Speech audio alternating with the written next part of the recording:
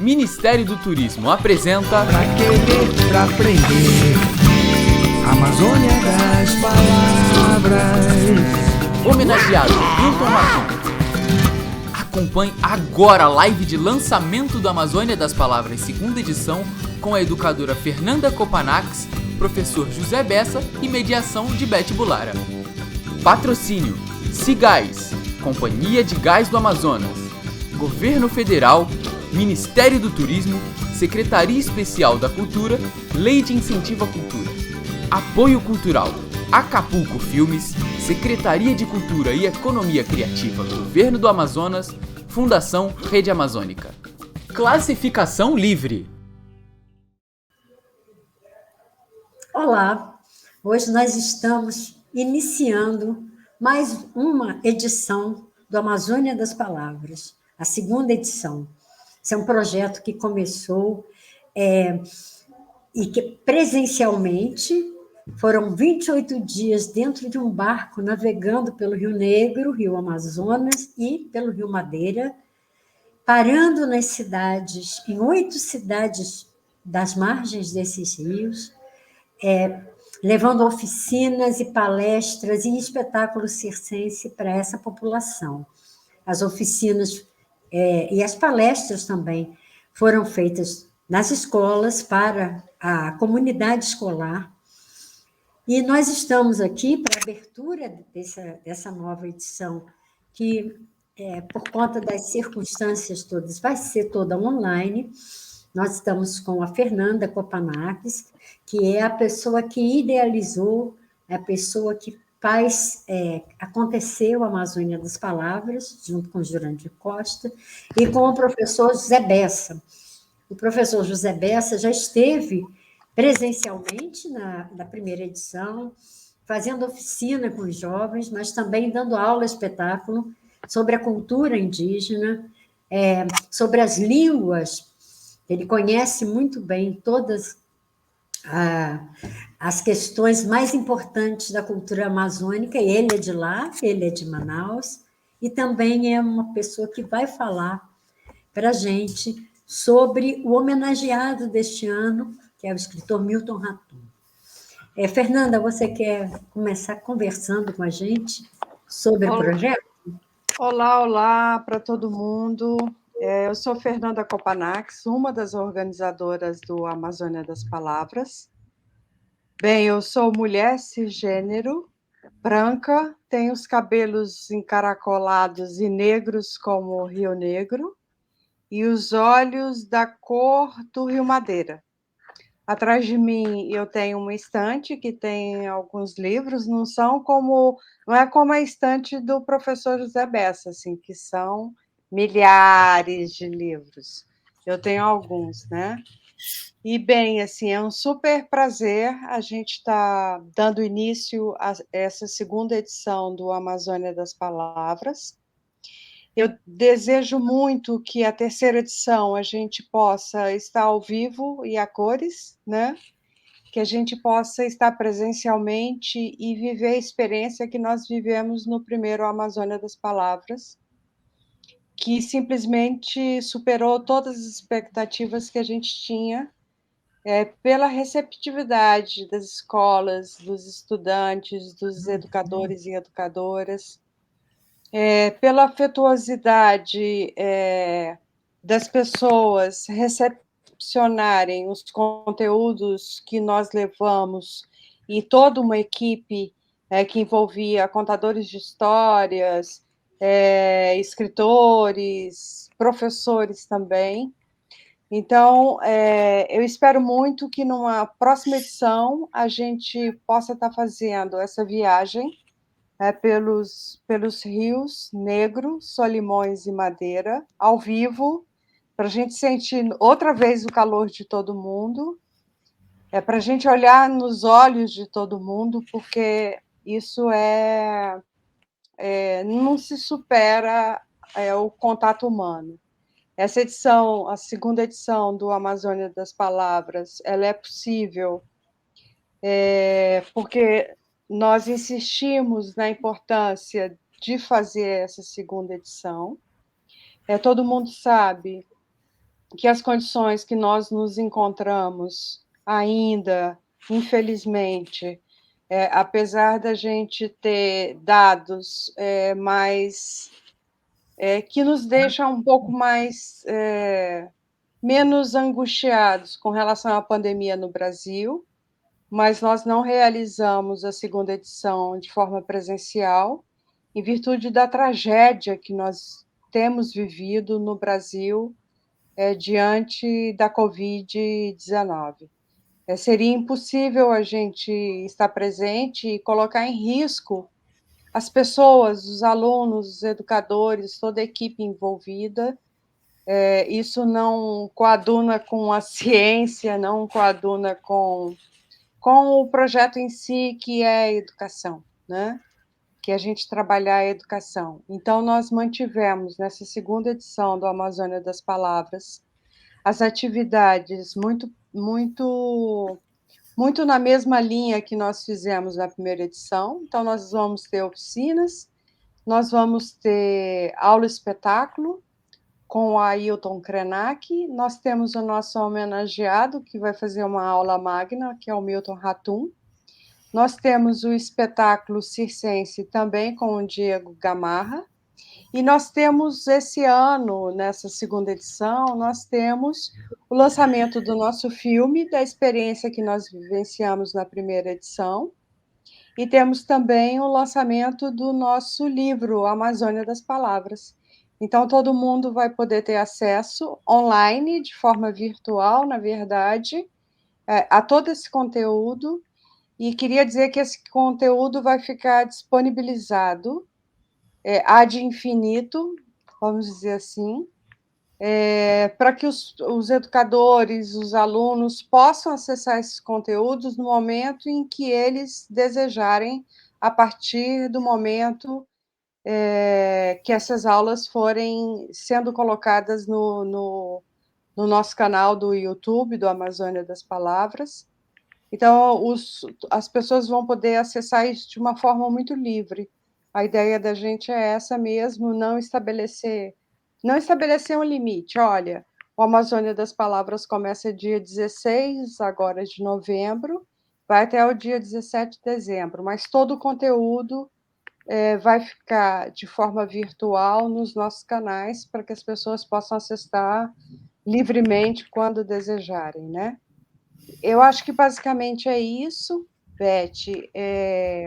Depois eu posso falar um pouquinho da programação, destrinchar um pouco essa programação, falando que tipo de oficina a gente vai fazer, com quem a gente vai fazer, quais são os nossos educadores que estão com a gente ao nosso lado, e falar um pouco também, de repente até você pode falar, Beth, melhor do que eu, da experiência que nós tivemos agora com as lives Espaço de Escuta, que são os professores de todas essas escolas que nós fizemos o Amazônia das Palavras, a primeira edição, e que nessa segunda edição também estão contemplados, falar um pouco dessa experiência, dessa escuta, no momento em que eu creio, aliás, eu tenho certeza absoluta que ser professor no momento de pandemia foi devastador em todos os sentidos, né?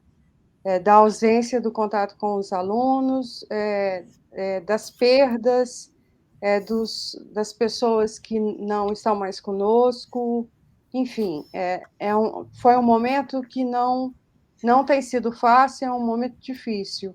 E aí essa live do Espaço da Escuta é muito interessante, porque o sentido dela é escutar os professores, as professoras, os educadores das cidades onde nós realizamos as nossas atividades. Então, na verdade, eu queria agora escutar o professor Bessa, porque ele tem tanta história para contar para a gente, tanto da primeira edição, quanto agora do nosso homenageado, que ele tem histórias interessantíssimas.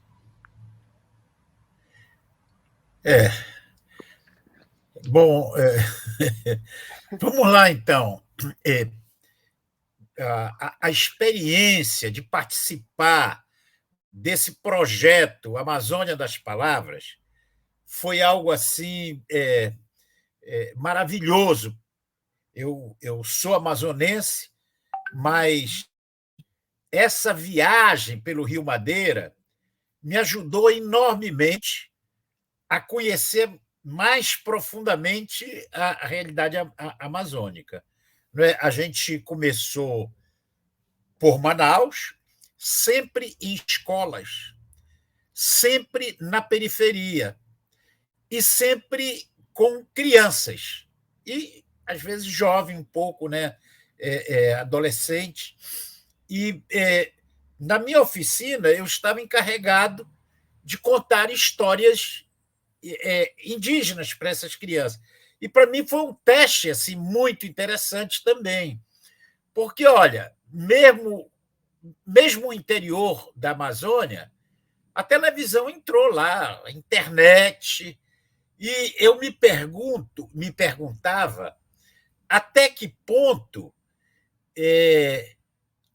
histórias recolhidas com os índios, muitas das histórias que eu contei foram recolhidas em cursos que eu venho dando há mais de 30 anos em todo o Brasil e especialmente na Amazônia, na formação de professores indígenas. Os índios me contam histórias e eu vou passando adiante essas histórias. E outras histórias também eu recolhi de livros, de pessoas que coletaram essas histórias na segunda metade do século XIX e no início do século XX. Bom, e aí eu me perguntava, então, em que medida essas narrativas orais poderiam despertar algum interesse nas crianças e nos jovens que estão submetidos aí a uma intensa programação, né? Televisão, internet, etc. E, para surpresa minha, eu vi que quanto mais nós entrávamos no Rio Madeira, maior era o interesse, né? Em Manaus houve um interesse, mas foi um pouco disperso. Agora, saindo de Manaus, as crianças ficavam antenadas. E aí, eu acho que uma observação importante a fazer é que, nas sociedades oralizadas, naquelas sociedades que não são carentes de escritura, de escrita, elas são independentes da escrita, né? As sociedades indígenas que não tinham um registro de escrita alfabética, tinha outro tipo de registro, mas, escrito, mas não alfabético. Então, o peso todo da transmissão de conhecimentos ele se faz através de histórias. E eu levei um pouco essas histórias para as crianças e vi que elas ficavam ali atentas, fascinadas pelas histórias. Em uma localidade lá, encontramos uma criança que era um grande contador de história também e que foi lá na frente e acrescentou novas histórias, né? Que eu já peguei e já levei para outra cidade. E aí, para fechar um pouco esse tópico, né? Uma história, por exemplo, que eu contei ao longo de todo o Rio Madeira e que atraiu muita atenção foi a história da sogra do jacamim. O jacamim é uma ave amazônica que tem um voo assim de galinha, né? Não ganha altitudes. E essa história foi uma das que eu encontrei em livro. Foi recolhida pelo Barbosa Rodrigues. O Barbosa Rodrigues foi um botânico do Rio de Janeiro, que na época da borracha, 1870 e pouco, ele foi chamado pelo presidente da província do Amazonas, que era o cargo correspondente ao governador de estado, para organizar o Jardim Botânico em Manaus. E ele foi lá e ele se surpreendeu porque cada vez que ele via uma espécie nova de planta que ele não conhecia, ele perguntava dos caboclos, dos índios, que planta é essa? Ele disse que nunca recebeu como resposta: o nome dessa planta é X. Não. Que planta é essa? Essa planta? Aí o cara contava uma longa história em que a planta entrava, para que ela servia, como é que ela era preparada, né? E ele teve essa sacação, que nesses povos, nessas sociedades orais, e o interior da Amazônia hoje continua ancorado na oralidade, né? Que nessas sociedades oralizadas,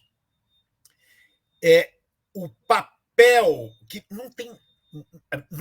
As bibliotecas estão chegando agora em muitas cidades da Amazônia, então não tem muito acesso a livro. As histórias são contadas pelos avós, pelos pais, pelos adultos.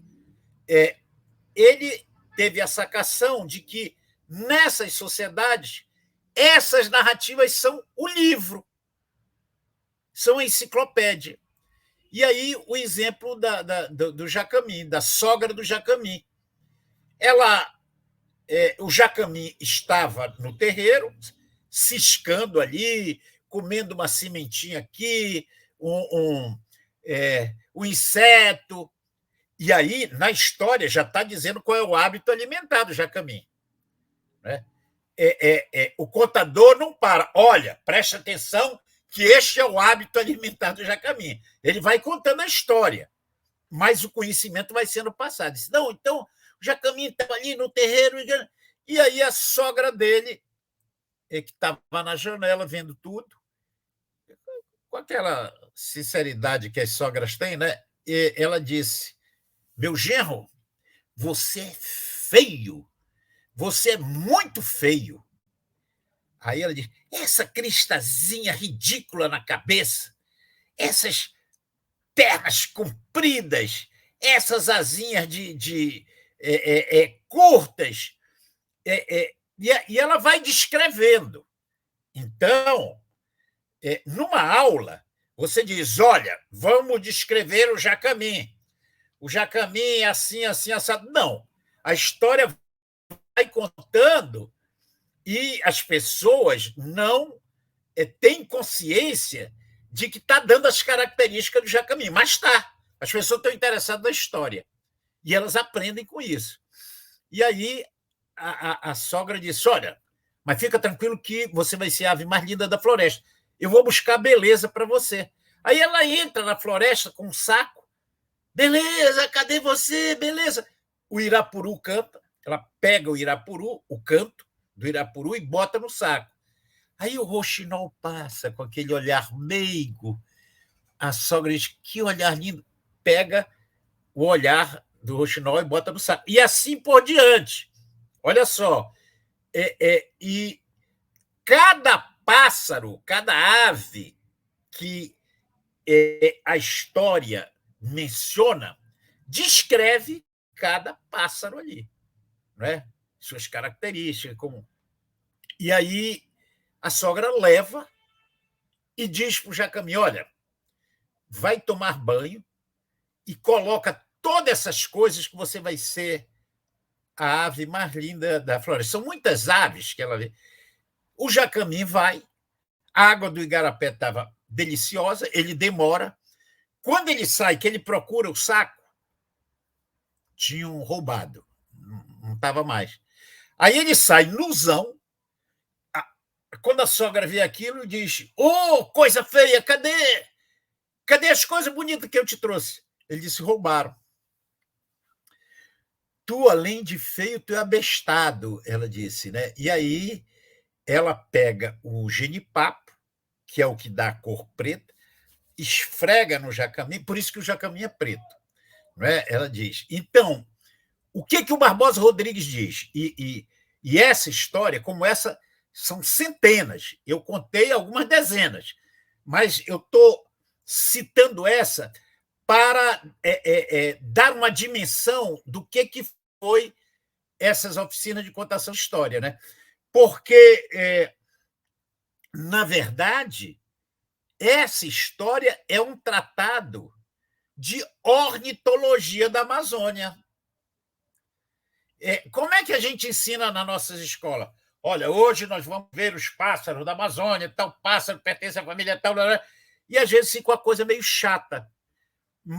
Mas na contação de história, você vai carregando um conjunto de conhecimentos, de saberes que são importantes para sobreviver na Amazônia, né?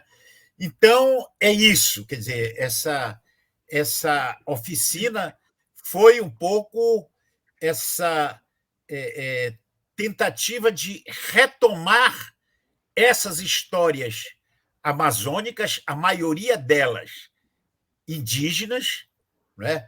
Algumas narrativas míticas, histórias envolvendo animais, etc. E as crianças gostaram muito. Foi uma experiência assim única, não é? Eu aprendi muito nesse processo todo, trouxe histórias de lá para a universidade, que eu já usei em sala de aula. Então, na verdade, o projeto Amazônia das Palavras, ele não parou ali. Ele teve desdobramentos. Quer dizer, eu sou professor em 2 universidades, uma acaba de me aposentar, o ERJ e o Unirio, e aí eu trouxe essas histórias, porque eu trabalho também com narrativas orais, né? Trouxe essas histórias. Então, o projeto ele tem esse desdobramento. E eu tenho certeza que essas histórias estão rolando nessas escolas lá. Algumas delas, com certeza, eu tenho essa convicção, né? Agora, Bessa, só te interrompendo, falou do Jacamim, é ele que adota os outros pássaros? né? Em Manaus, por exemplo, quando alguém encontra um cônjuge que já tem um filho e ele passa a criar esse filho, as pessoas dizem: ele é o Jacamim, porque ele está criando o filho dos outros. Porque o Jacamim ele tem essa qualidade, né, digamos, de zelar e de cuidar por filhos de outras aves, né? Bom, e aí vem, quer dizer, a questão que me foi colocada, são 3 questões, né? Essa trajetória aí pelo Rio Madeira, que assim foi inesquecível, inesquecível. O professor, hoje, na pandemia, então, a dificuldade que a gente tem, porque é difícil substituir o contato pessoal, mas, de qualquer forma, nós tivemos alguns avanços nesse processo de pandemia. Porque, como não havia mais aula presencial, eu tenho, por exemplo, 8 orientandos na pós-graduação da Unirio, 4 de doutorado e 4 de mestrado. Então, o que nós fazíamos? Fazíamos orientações coletivas, através do Zoom, do Google Meet.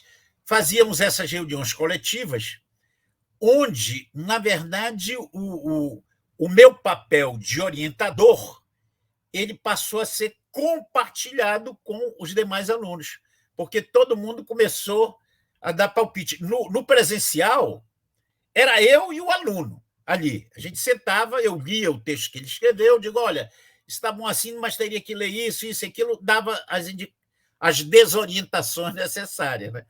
Mas, com a pandemia, nós organizamos essas orientações em grupo.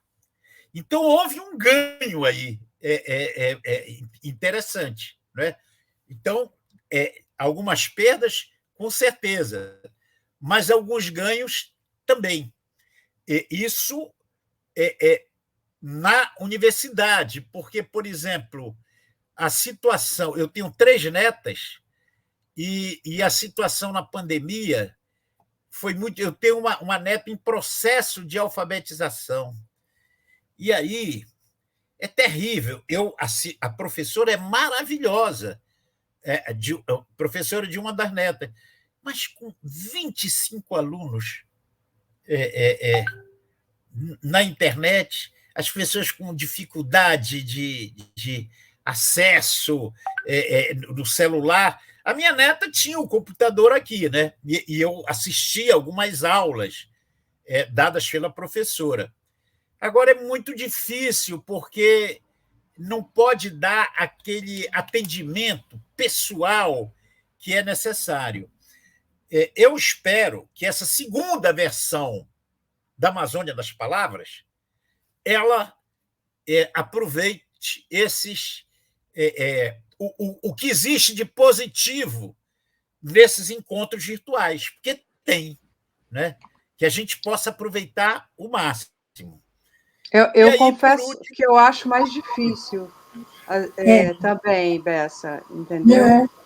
Na verdade, foi um ganho, né, também, e é um ganho que, inclusive, o que se diz, e os professores dizem, é que é um ganho que vai ficar. Uhum. Mas, como a Fernanda já falou também, quando ela começou a falar, o presencial faz uma falta enorme, porque você tem, como você falou também, né, você tem o contato individual necessário para que não seja uma nivelação pura e simples. Mas a gente teve alguns ganhos. Depois até a gente vai falar sobre o espaço de escuta e sobre algumas saídas interessantíssimas que os professores de lá ganharam também. Mas continue.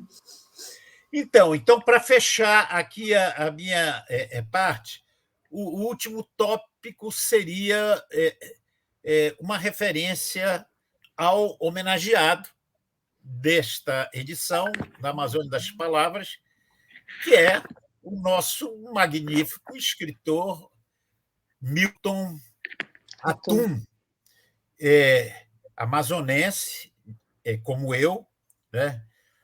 Eu sou do bairro de Aparecida, ele era do bairro dos Remédios, né? São bairros próximos, quase central. E nós nos conhecemos em Paris. Eu conheci o Milton Atum em Paris. Eu estava fazendo lá o doutorado, o Milton também estava fazendo uma pós-graduação. Lembro de uma grande conversa que nós tivemos, uma discussão, porque ele estava interessado no Vargas Llosa, escritor peruano, que eu gosto como escritor, mas eu não gosto digamos, das posições políticas do Vargas Llosa, que me afasta um pouco. Né? O Vargas Llosa, por exemplo, escreveu no jornal El País que o Evo Morales, então presidente da Bolívia, que ele não era índio, porque ele falava muito bem o espanhol. Aí eu suponho que o Vargas Llosa não é peruano, porque ele fala muito bem inglês, né? Então, quer dizer, por aí, quer dizer, um escritor do peso do Vargas Llosa não podia ter dito tal besteira. E aí eu comecei a conversar com o Milton. E nós éramos amigos, a minha companheira, Consuelo, ela é peruana, e ela era muito amiga do escritor Julio Ramón Ribeiro, que era o representante do Peru na Unesco. E nós falamos para ele do Milton Atum, e ele que queria conhecê-lo, e ele convidou a gente para um jantar na casa dele, no apartamento dele. E eu fui com o Milton Atum. Então, foi assim uma conversa que eu tive com o Milton também, muito, muito boa. E ficamos amigos. Depois, quando voltamos para Manaus, ambos éramos professores da Universidade do Amazonas. Aí eu vim para o Rio, o Milton veio para São Paulo, e na semana, no quinto encontro de Letras e Artes em Campo dos Goitacazes, chamaram o Milton para dar a conferência de abertura, né, a aula magna ali do... E me convidaram para participar numa mesa também lá. E o Milton veio de São Paulo, e nós fomos... Eu moro em Niterói, nós fomos de Niterói a Campos por estrada. E o carro da universidade que veio buscar o Milton no aeroporto passou por aqui e fomos juntos, conversando durante 4, 5 horas. Mas conversando, matando saudades, falando das pessoas, né? Só que quando nós chegamos, eu não sabia, o Milton não me disse o que ele ia falar. E eu fiquei assim, muito, muito encantado com a aula do Milton. Quer dizer, quem participar dessa Amazônia das Palavras vai ver o encantamento, né? Porque ele discutiu nessa conferência de abertura essa questão, a relação entre o que é o fato e o que é invenção, e o papel do escritor, do ficcionista nessa história.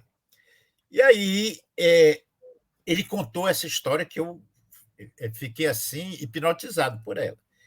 Ele contou que ele estava em Manaus quando era professor da Universidade do Amazonas. Aí chega lá um jornalista da BBC, um jornalista que procura o Milton e diz para o Milton: olha só, fala de um personagem que o Milton nunca tinha ouvido falar, de um viajante do século XIX. E o Milton ficou intrigado, ele contando, né? Ele disse: mas eu conheço os viajantes que passaram por aqui, por Manaus.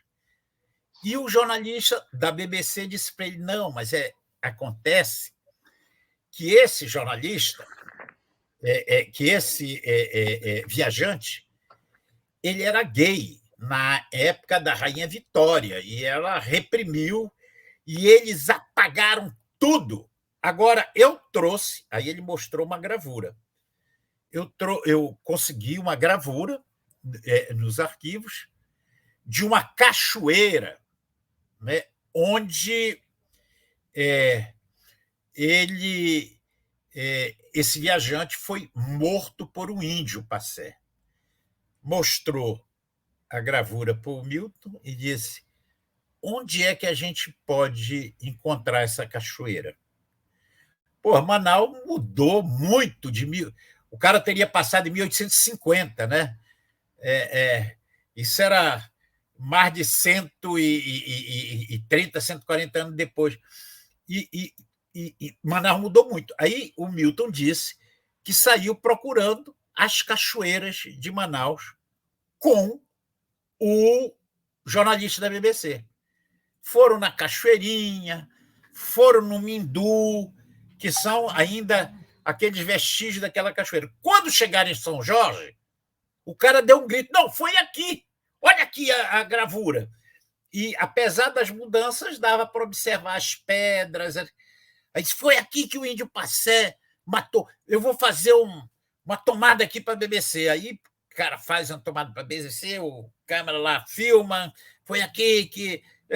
E aí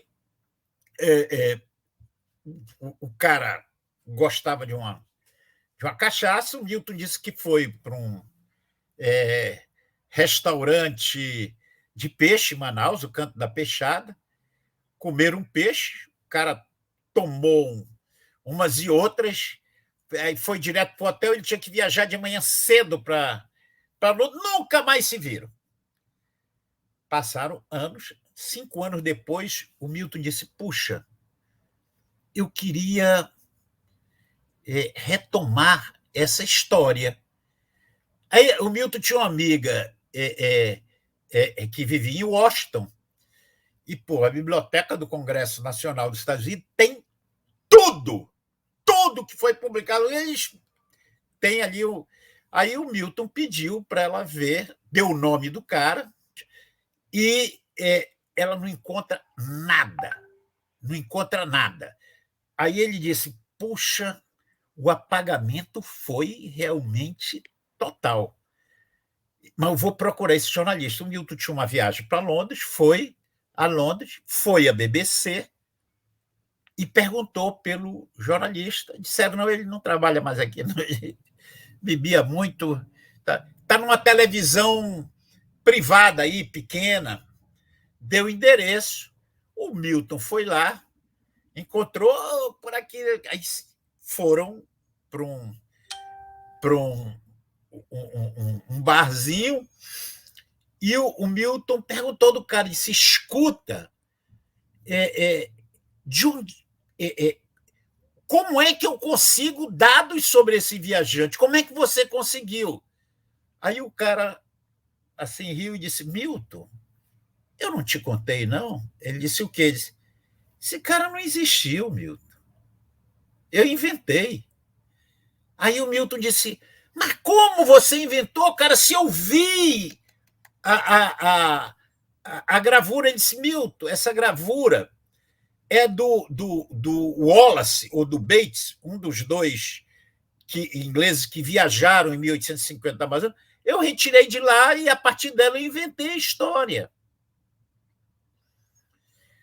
Aí o Milton disse para os participantes lá do evento, né, disse: esse cara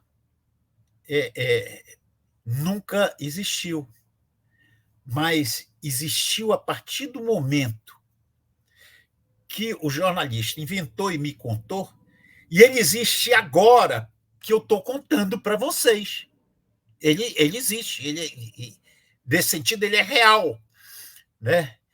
E aí aqueles aplausos todos, né?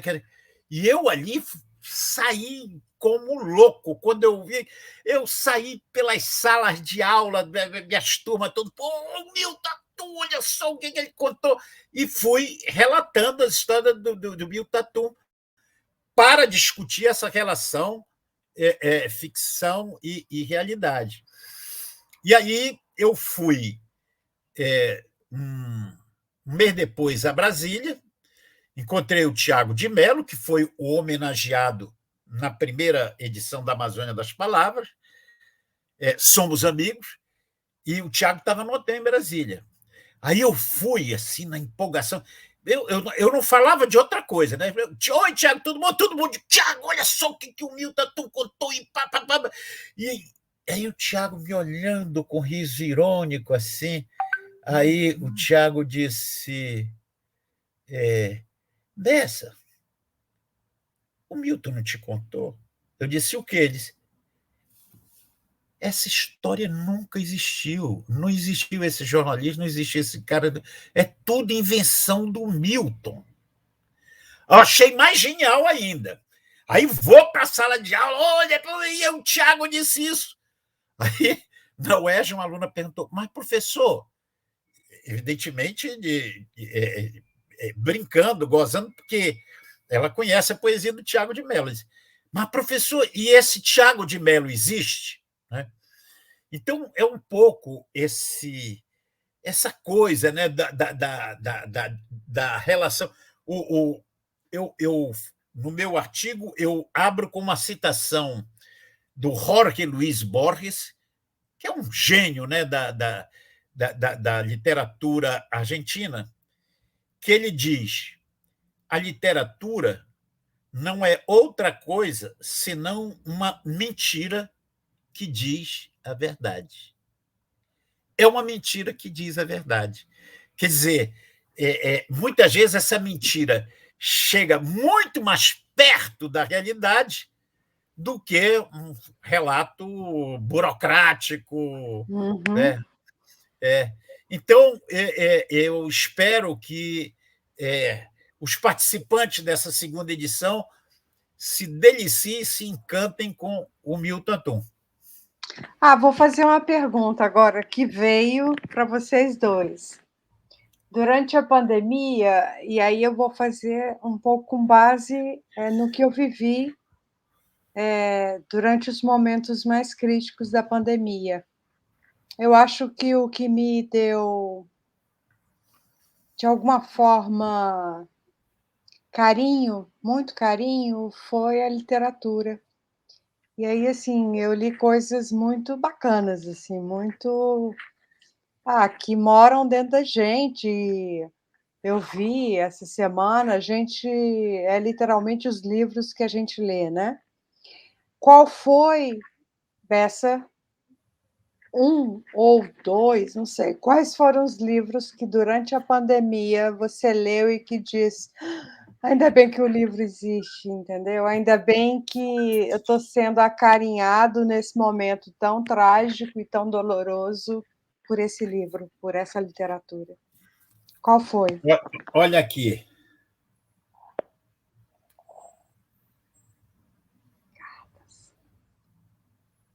Uhum.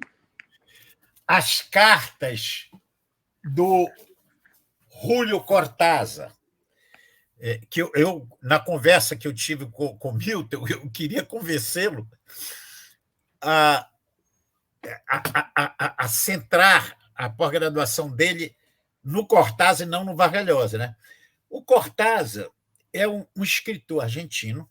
Eu contei isso também para o Milton. Né? Para dar uma ideia do que o Cortázar representa para toda a América hispânica, sobretudo, tem um filme chileno sobre o MIR, que era o Movimento da Esquerda Revolucionária, e o filme começa, na época do governo Frei, com o assassinato de um militante do MIR. A primeira imagem é o cara, aquela coisa, e aí barulho de máquina de escrever, e aí na tela aparece fulano de tal, 21 anos, militante do MIR, assassinado no governo Frei, e ele queria ir para Paris para escrever como Júlio Cortázar. Todos nós queríamos ir para Paris para escrever como Júlio Cortázar. Né? E o Cortázar publicou, são 5 tomos. Então, Fernanda, eu li nessa pandemia os 5 tomos. São mais de 4.000 páginas no total das cartas que o Cortázar escreveu para tradutores, para editores, para namoradas, enfim, né, para os amigos. E o Cortázar não tinha internet. Não tinha internet. Né? Você não podia mandar mensagens via e-mail. Então, era tudo por carta. O Cortázar tinha consciência de que esse gênero epistolar era literatura, era para ficar. Tanto que ele guardava as cartas que ele recebia e ele escrevia com papel carbono. Então, foi possível recuperar grande parte dessas cartas. Outras foram recuperadas com as próprias pessoas que escreveram e que receberam, né? Quando não encontraram. Então, teve 2 edições desse livro. Uma, que eu comprei na Bolívia, eram 3 tomos. Eu comprei na Bolívia porque, para mim, o Cortázar assim, E aí eu li os 3 tomos. E eu fui para um evento em Tucumã, na Argentina, e, na volta, eu saí do hotel para passar por uma livraria, eu iria horas depois para o aeroporto, e aí eu vejo 5 tomos. Aí eu digo para o cara, eu queria os 2 últimos. Ele disse, não, isso é uma nova edição cronológica. As cartas estão dentro dos 5 tomos. Não. E aí eu disse, quanto é que é? O cara me deu um preço absurdo, eu disse, não posso. Aí eu fui para o hotel, peguei minhas malas, aí parei, pensei, era perto da livraria. Aí eu voltei. O cara me olhou e disse, eu sabia que você ia voltar.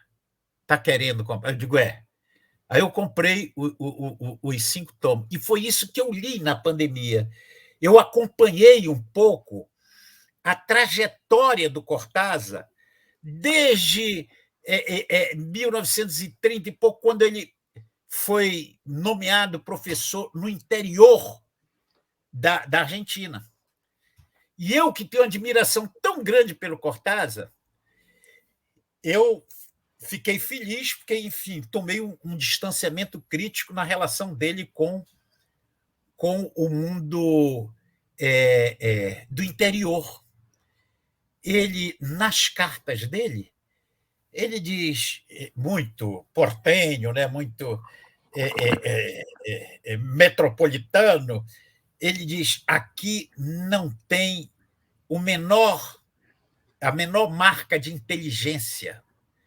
E aí ele começa a mal do interior. E eu fiquei pensando, por exemplo, ele esteve em Chibicói, que é o nome de um cacique indígena, quer dizer, ele não estava aberto, Cortázar, para a cultura popular. Essa cultura do Rio Madeira, por exemplo, ele não saberia encontrar cultura no Rio Madeira, porque para ele era assistir ópera, ler. Mas, apesar disso, eu vim acompanhando durante toda a pandemia a vida do Cortázar. A vida dele, as discussões que ele faz sobre tradução, que são muito interessantes, sobre os amores deles também, sobre política. O Cortázar já é bastante conhecido no mundo, ele não se metia em política, ele abraça Cuba, né? Ele vai para Cuba, para a Casa das Américas, depois Nicarágua, e se tornou um militante. E é interessante ver, já nas quase últimas cartas dele, ele como um adolescente que acaba de descobrir a militância, né? Ele é muito bonito, né? Depois, as relações dele com a Aurora, que foi a primeira mulher, ele se separa, vai viver com outro, se separa e finalmente consegue estabelecer uma relação mais com uma escritora canadense, que morre de câncer. E o Cortázar morre de câncer também. Alguém disse que podia, na época, não era. Ele teve transfusão de sangue, que podia ter sido AIDS, né, porque foi meio raro. Ele morre. Então, Fernanda, eu li 4 tomos e meio, e eu estou sem coragem de ler as últimas cartas que antecedem a morte dele, que eu queria ele vivo, né? E eu vou ter que encarar a morte dele. Mas essa foi a grande leitura que eu fiz nesse período da pandemia. E tu sabe como é que eu li também? Porque eu tenho quase as obras completas do Cortázar aqui. Então, numa carta em que ele faz referência a tal conto que eu escrevi, aí eu paro, venho, pego, leio para voltar para a carta, porque foi uma leitura assim, muito prazerosa, muito, muito legal, olha. Muito e você, legal. Beth? Olha, eu li pouco, na verdade, eu vi muito filme, porque uma das coisas que a pandemia trouxe foi o acesso a festivais que eu nunca tinha ido. Por exemplo, eu nunca fui a Cannes, nunca fui ao Festival de Cannes, nunca fui ao Festival de Berlim. Enfim, esse ano eles vieram a mim. Os festivais que a gente, de vez em quando, vai no Brasil, mas não é todo ano que você vai em Gramado, não é todo ano que você vai em Brasília. E eu, então, vi muito filme. Fiquei muito feliz com isso. Eu gostaria que não perdesse essa possibilidade com o fim, o desejadíssimo fim da pandemia. Mas, em termos de livro, por exemplo, eu peguei um livro que eu estava com ele há algum tempo em casa e nunca tinha aberto. Um livro do Leonardo Padura, O Homem que Amava os Cachorros. E fiquei encantada, porque o Padura realmente é muito bom. E eu falei, gente, como é que eu estou há tanto tempo com esse livro aqui, e só agora é que eu peguei para ler. Na verdade, nos últimos tempos, eu li muita coisa teórica, o que é importante também, o que é necessário, mas eu estava me recriminando, porque cadê o prazer de uma leitura que não seja isso, uma literatura realmente, né? E outra coisa que eu li, eu gosto muito da Simone Weil. Aí a gente entra já numa parte de trabalho, né? de leitura, digamos, de pensamento.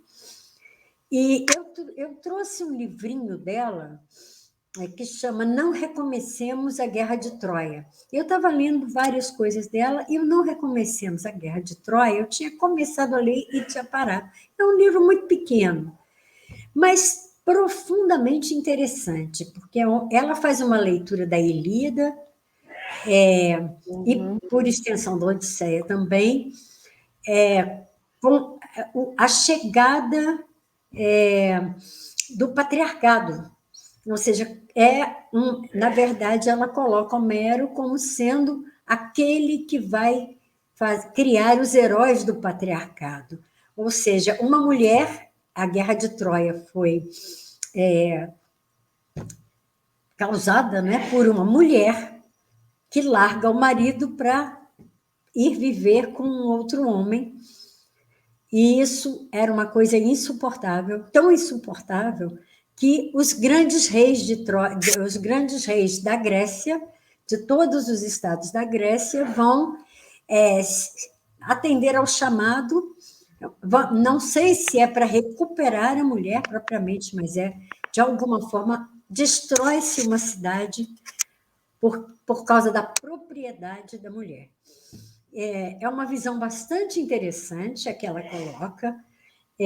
Eu juro que eu li Homero avidamente, gosto muito, mas eu nunca tinha lido desta forma, nunca tinha lido como um documento histórico do patriarcado, do início do patriarcado, 1.200 anos antes de Cristo, enfim, não que tenha sido o início, mas o início de uma literatura do patriarcado. Achei muito interessante. Ela é uma pessoa que eu gosto muito, é uma filósofa que eu acho que é necessária hoje, tão necessária. Né? A gente hoje fala numa crise da atenção que existe, uma crise da atenção, já que tudo... Engraçado, esses livros dos quais nós estamos falando agora têm sido considerados leitura profunda. Quando um conceito como esse de leitura profunda chega até, inclusive, até a academia, significa que nós estamos, na verdade, imersos na leitura rasa. Né? Nós temos todo contato com a leitura rasa, aquela que não fala nada, que não consegue explicar, que só tem palavras de ordem, mas que não consegue sequer aprofundar os conceitos, as ideias que estão atrás dessa palavra de ordem. Me causa muita preocupação. E o meu trabalho todo é justamente centrado na questão da atenção. Como eu trabalho com cinema e educação, basicamente, com fotografia e educação, eu pleiteio a atenção ao ver, a atenção ao ouvir e a atenção a ler. Ao ler, você tem que prestar atenção. E ela é considerada a filósofa da atenção. Ela pleiteou o tempo todo a questão do enraizamento e a atenção como... Ela tem uma frase que eu acho linda. Ela fala que a atenção é a forma mais profunda de generosidade. Porque quando você presta atenção em algo fora de você, você está se disponibilizando para o outro, está acabando com a extrema atenção ao seu ego. Então, ela fala que quando uma criança observa o crescimento de uma plantinha ou o desenvolvimento de um animalzinho, ela acha maravilhoso, não porque tem alguma coisa a ver com zoologia ou biologia, mas porque ela está se importando com uma vida que não é a dela. Ela está se importando com algo fora dela, e isso é generoso. Quer dizer, se nós não tivermos isso, não teremos empatia, e não tendo empatia, nós já sabemos no que vai dar, né? Foi isso que eu fiz muito durante a pandemia, além de cutucar terra. Eu plantei muito, como eu tenho um quintalzinho e um monte de vaso, eu fui plantando até coisas que saíam da minha salada, como pepino japonês, e colhi pepino japonês, estou colhendo chuchu, eu colhi milho. E plantou as pimentas da Amazônia, né? No seu... Sim, eu tenho as murupi aí, né? Enfim, na verdade, a minha pandemia, o meu extremo recolhimento, porque eu não tive nem saída para fazer compra no supermercado. Eu fui suprida de todas as necessidades por um filho e uma filha zelosos, com medo da mãe ir-se embora vítima da Covid. Mas, enfim, eu considero muito importante a questão da atenção. Está aí nisso que o Bessa falou, a questão da atenção é fundamental para a gente poder ler, para a gente poder ver, né? Para a gente poder estar aqui nós três conversando e ouvindo prazerosamente as histórias saborosas do Bessa, enfim, todas as questões importantes que a gente tem aqui. Né? A gente está lendo menos, né, Beth? Está lendo menos, mas assim, eu esse ano aproveitei essa questão do cinema, que também é minha área, né? Porque foi uma chance que eu não vou ter futuramente. Eu gostaria que o Festival de Cannes disponibilizasse algumas obras, continuasse online. A Mostra de São Paulo agora, você entra, é um preço módico. Alguns festivais não disponibilizaram gratuitamente, mas disponibilizaram a R$5 ou R$12. O ingresso não é nada impeditivo demais. Mas, de alguma forma, eu preciso retomar o meu contato com a literatura, que sempre foi o que me fez ler desde muito cedo. Eu estou precisando mesmo ler mais livros, né? Fernanda sabe disso.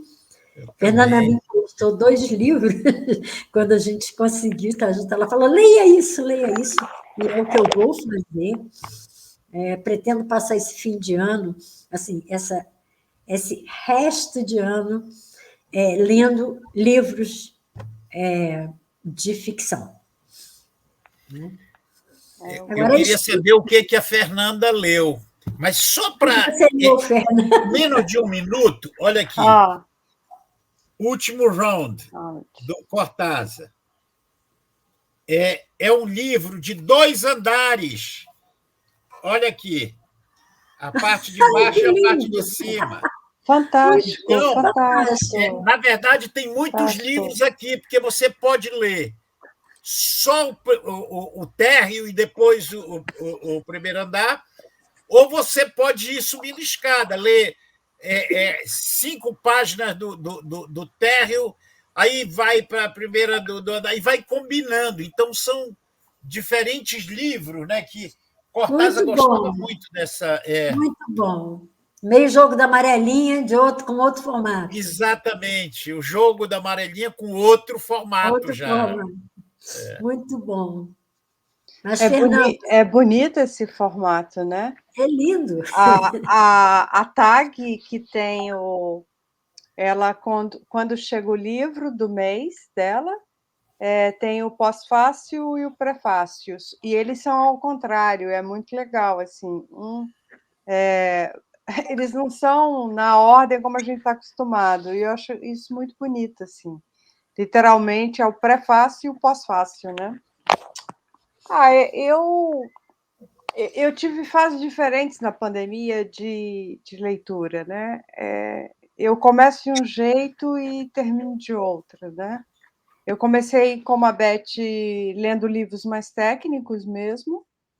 Depois, eu deixei literalmente os livros técnicos em cima aqui da estante e fui para a literatura. Eu gosto muito dos africanos, do Milton Raton.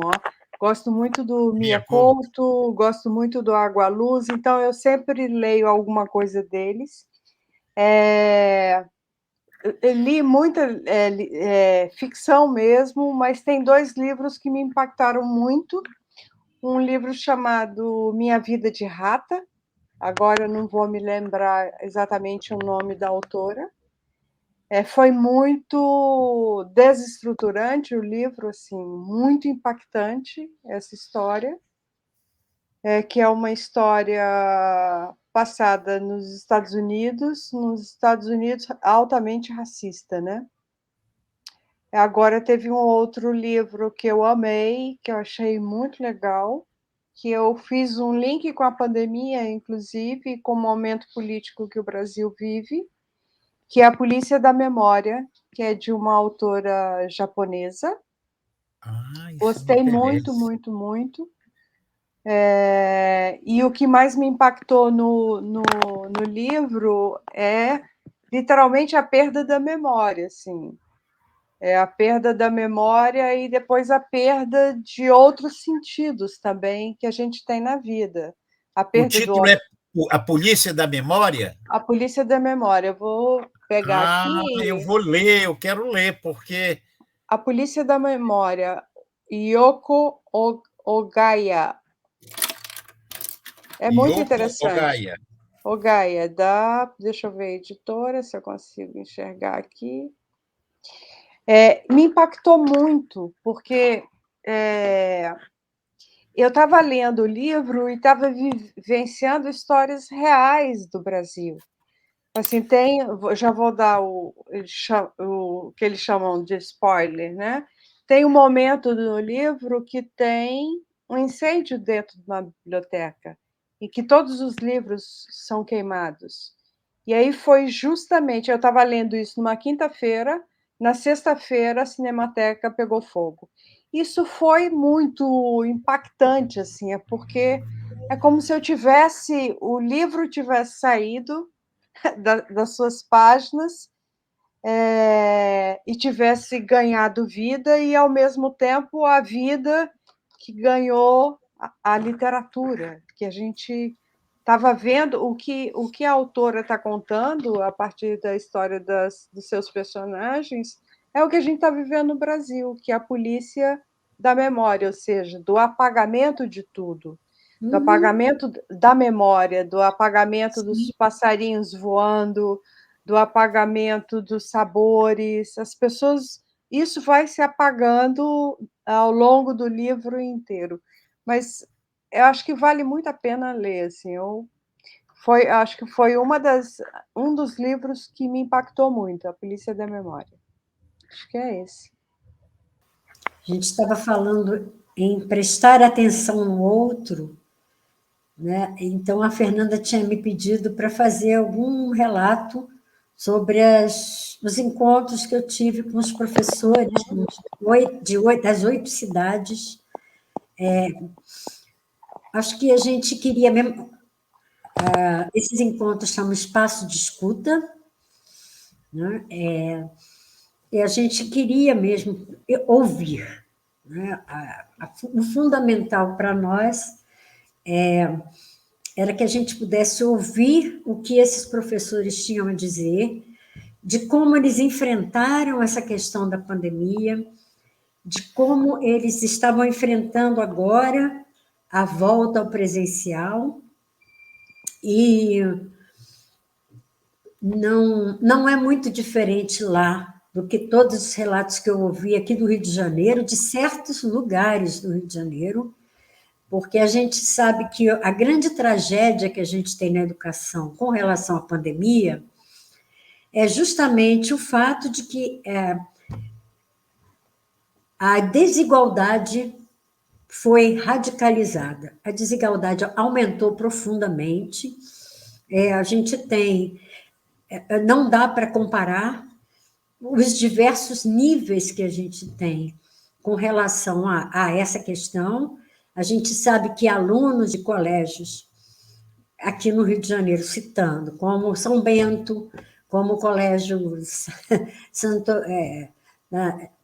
enfim, é o que eu falo, São Vicente de Paula, colégios com nome de santos aqui costumam ser colégios de gente rica. Então, essas pessoas, esses jovens, essas crianças, eles não têm nenhum problema para acessar uma aula remota. Eles talvez não tenham tanto interesse, mas aí vai de cada um, e aí vai também dos pais que, com certeza, dizem para eles como é importante que eles aprendam bastante bem tudo que eles têm que aprender, né? Então, a gente pode comparar isso com algumas escolas, e aí você tem uma gradação muito grande daqueles colégios particulares ou colégios públicos mais bem situados, que também tem uma clientela que tem acesso, e tem aqueles que a gente sabe que não vai ter, não tem acesso, e essa é a grande tragédia, porque isso também determinou uma evasão escolar gritante, né? Crianças que estavam em fase de aprendizado, de alfabetização, como a neta do Bessa, não tem essa sorte de ter um avô ou uma mãe que fique ali, fala, olha, precisa, vamos fazer, e vai ler com os netos, enfim. No caso dos professores com quem eu conversei, o drama é esse, né? O drama não tem acesso, muitas famílias tiveram que se mudar, tiveram que ir para o interior, para a área rural, procurar trabalho, porque não tinham como sobreviver mais naquelas cidades, já que não podiam trabalhar, e que não tinham como também, muita gente morreu. Uma das coisas que eu soube de cidades como as cidades ribeirinhas menores do Rio Madeira, é que na área rural morreu muita gente e nem foi notificado. Desde o início a gente ouve os especialistas falarem sobre subnotificação, e ali parece que é um caso gritante de subnotificação. Então, a gente vê que é uma situação social bastante complexa, muito complicada. Então, alguns alunos mais velhos, que estariam agora no ensino médio, não voltam para as escolas, porque os que foram para cidades maiores e conseguiram um emprego não vão voltar para as escolas, pelo menos, enquanto não entenderem que talvez possam fazer um supletivo. Mas, enfim, foi muito importante para mim ouvir o que esses professores disseram, o que tinham a dizer, falar daqui também, da minha experiência no Rio de Janeiro e da experiência de outros lugares, já que existe uma rede, a gente tem uma rede de educadores no Brasil inteiro, que a gente ouve, com quem a gente troca informações, e, na verdade, esse problema é um problema, primeiro, de escolas públicas, que lidam com uma clientela que tem menos acesso a todas as possibilidades, a questão da merenda, que em alguns lugares houve uma boa distribuição, em outros não houve.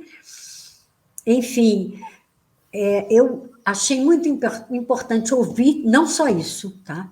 Tem um outro lado, os professores tentando fazer, tem assim, aconselho muito que vejam, aliás, professores de outros lugares também, porque existem soluções para trazer os alunos e para fazer com que os alunos recuperem, não recuperar o que não tiveram, que perderam com o tempo que poderiam ter tido se tivessem aula, mas o que perderam efetivamente.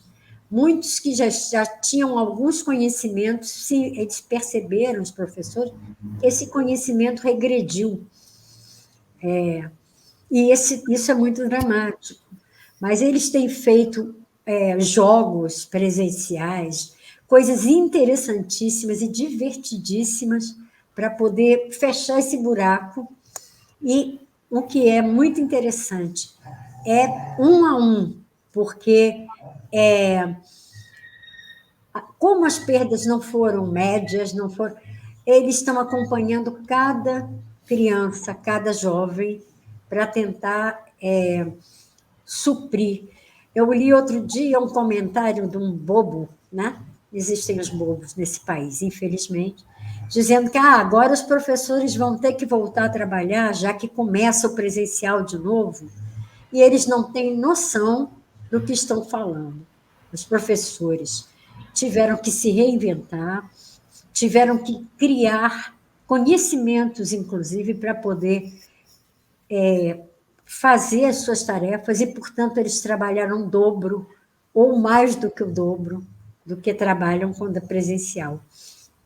E até se habilitar tecnicamente, né? Porque certamente.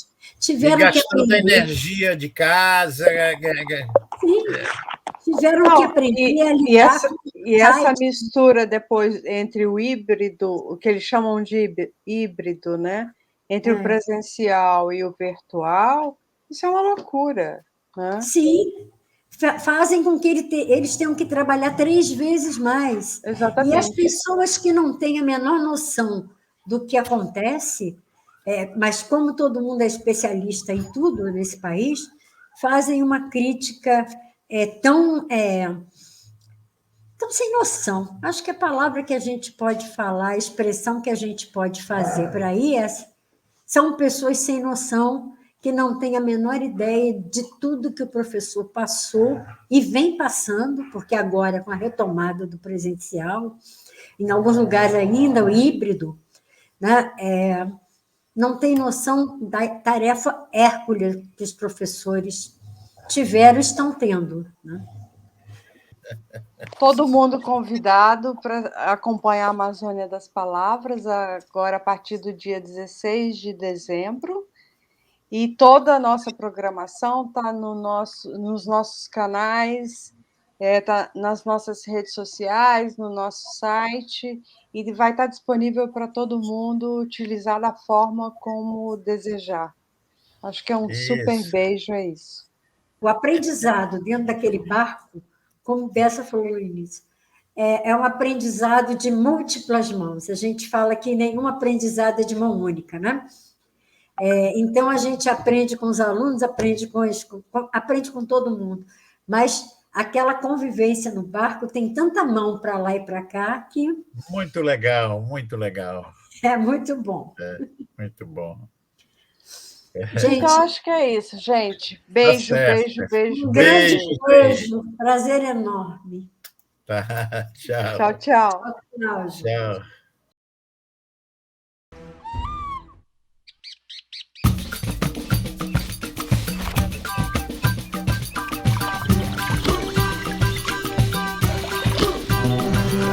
Pra querer, pra aprender. Amazônia das Palavras.